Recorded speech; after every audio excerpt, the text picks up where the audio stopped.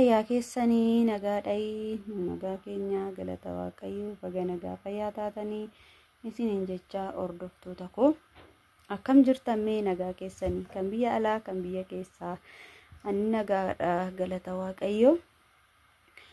Egaa obboleewwan kiyya biyya arabaa jirtan sirriitti yoo na caqastan waa hedduu barattu jedhee abdii guddaa nan qaba jechuudha. Egaa gaafileewwan isin na gaafattan irratti jechuudha deebii waan isiniif ta'a jedhee yaadu tokko isiniif qabadhee dhufeen jira jechuudha. Egaa maal isiniin jechuu barbaade tananii duraan dursee obboleettiin kiyya tokko gaafii akkas jedhu na gaafatte ani biyya arabaa ergan deemee waggaa 12 kana keessatti lafa bitee lafa nama firaa irraa hin bitee nama firaa irraa biteen ingalu irratti ijaarradhu malee jedhee irratti ijaarsisuudhaaf karoora qabadhe. Jalqaba irratti immoo maqaa obboleessa kiyyaatiin kan bitame lafti. Maqaa obboleessa kiyyaatiin bitadhee obboleessi kiyyas mana irratti naaf ijaarii mana irratti ijaarradhu malee hin galu jedhee jennaan tole jedhee mana sana naaf ijaari. Garuu lafti kan bitame maqaa isaatiin jetti. Eegas booda haga turte erga jetteen booda egaa obboleessi kuni kan narratti dhalate fuudhuuf waan qophiitti jiruu fi akkasumas immoo nama fuudhuuf karoorfate yookaan immoo nama inni ofii isaatii jaalatu qaba waan ta'eef nan fuudhaanaan jedhe. Tole jedheeni fuudhii jedheen.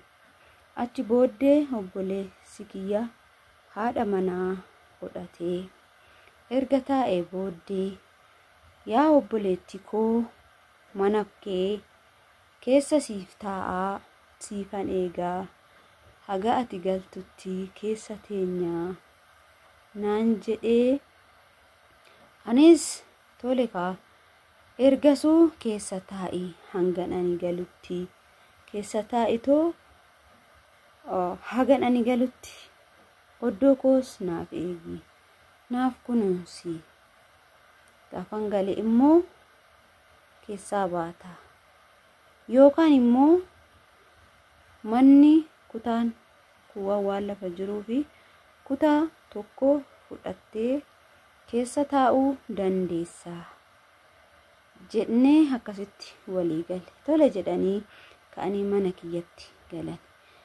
Erga mana kiyyatti galanii booddee anis nan galaa. Kanaafuu mana koo keessaa saaloonii keessaa naaf baatu jedhee jennaan tole atumtii nagaan galii naan jedhee obboleessi koo.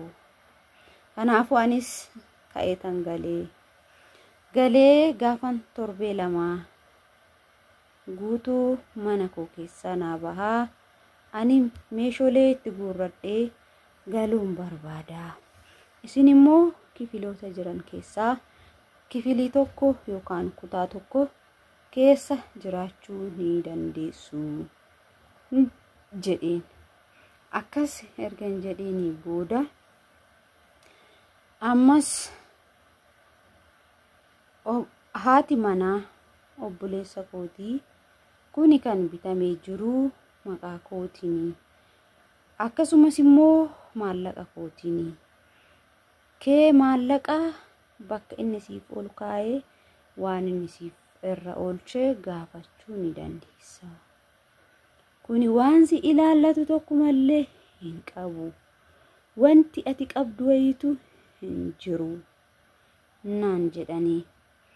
Tole akka maqaa keetiin bitame ragaa natti fidi yoon jedhee gaafadhus ragaa maqaa ishiitiin akka bitame naaf fidde. Haala kanaan yeroo nama hundaa gaafadhu akka maqaa ishiitiin bitame kun kanuma ishiitiin aan jedhu.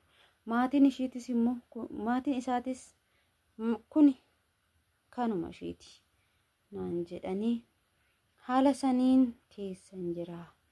Akka nyaatametti obboleewwan kiyya akka hin nyaatamne. Kanaafuu obboleewwan kiyya biraan naaf gahaa jechaa jirti jechuudha. Obboleettiin keenya kun mudannoo ishii haala kanaan erga nuuf qooddeen immoo maalirraa barachuu dandeenye kan jedhu jechuudha. Egaa tokkoffaa irratti nuyi nama hunda amanuu hin qabnu.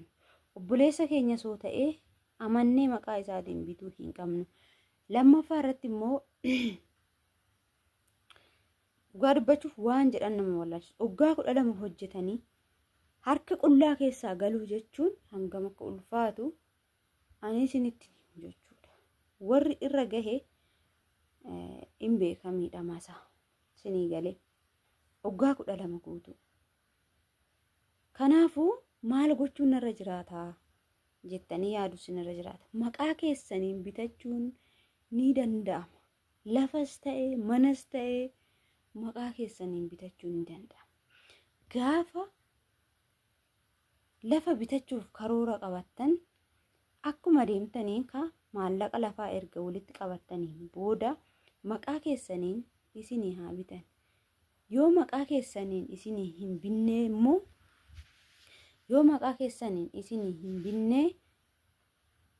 maal gochuun sinirra jiraata. Maqaa keessanii yoo isin bituu baatanii haa galaatoo hoggala mataatoo galaatoo lafa keessan bitadhaatoo kara biyya Arabaatitti deebi'aa eeyyamaan galaatu jechuudha. Eegas booda irratti ijaarsifattu jechuudha. Irratti ijaarsifattan lafti dura maqaa keessanii waan jiruuf rakkoo hin qabu jechuudha. Keessattuu gaafa deemtan fira keessanirraa lafa hin bitinaa. Abadan fira keessanirraa lafa hin bitinaa. Bittanillee seeraan wiliidhaan waraqaa ragaatiin waan hundaan bitaa malee callistanii fira kiyyaa abbaa kiyyaa durbii kiyyaa jettanii hin bitina. Keessattuu yeroo ammaa fira ofiitituyyuu nama miidha waan ta'eef jechuudha. Egaa kanuma oduu isinitti hin baay'isu. Nagaan turaayii fayyaa ta'aa viidiyoo biraatiin walitti deebinaa. Hamma